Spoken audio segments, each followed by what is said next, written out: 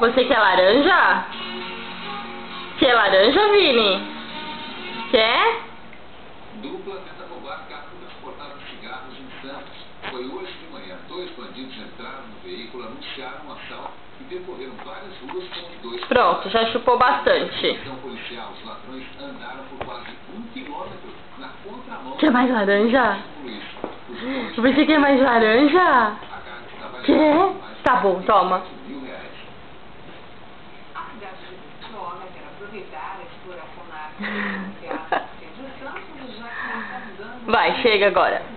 Chega. Novas empresas. E já tem até uma área que é de interesse de empresas desse setor. Quer laranja?